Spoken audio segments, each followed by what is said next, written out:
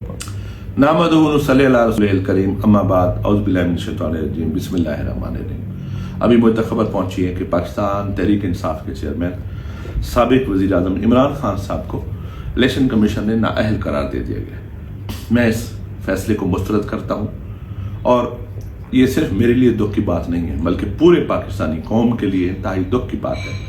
मेरा 2016 से किसी सियासी पार्टी का मैं हिस्सा नहीं हूँ, लेकिन पाकिस्तानी की हैसियत से, एक मुहिब वतन पाकिस्तानी की हैसियत से कि हम पाकिस्तान को फलता फूलता देखना चाहते हैं, हम पाकिस्तान को तरक्की की राह पर देखना चाहते हैं और एक ऐसा लीडर जिसने शोहरत की बुलंदियों को छुआ है, जो बिलाशुबा पाकिस्तान की तारीख का अगर मकबूल तरीन लीडर करार दिया जाए तो वो इमरान खान इस वक्त हैं।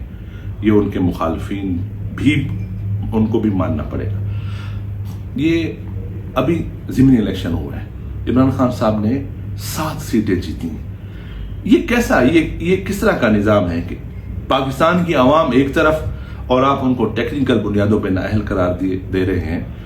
देखें, ये कोई भी नहीं मानेगा, ये पाकिस्तान का कोई शहरी नहीं मानेगा ये फैसला। मैं भी इस पे एहतजाज करता हूँ। मैं किसी सियासी पार्टी का हिस्सा नहीं हूँ, लेकिन पाकिस्तान की बड़ी दरगाह हज़रत ख्वाजा फरीद रहमतुल्लाह अलैह के दरगाह के गदी नशीन होने की हैसियत से मैं इस फैसले को मुस्तरद करता हूँ।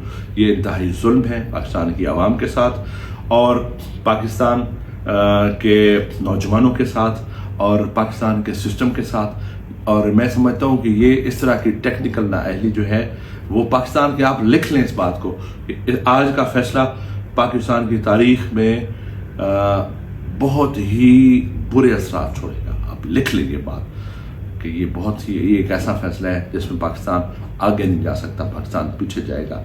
जुल्फ़िकार अली भुट्टो के जो है वो उनकी जो फांसी है, आज तक उसकी जो हालात कौम भुगत रही है, इमरान खान साहब को नाअहल करार देना, ये मैं समझता हूँ वैसा ही एक फैसला है जिस तरह जुल्फ़िकार अली भुट्टो के साथ हुआ। और ये पाकिस्तान की कौम किसी सूरत जो है ये हज़म नहीं करेगी, बर्दाश्त नहीं करेगी। मैं इसको मुस्तरद करता हूँ और दिली तौर पर बहुत अफसोस का इज़हार करता हूँ।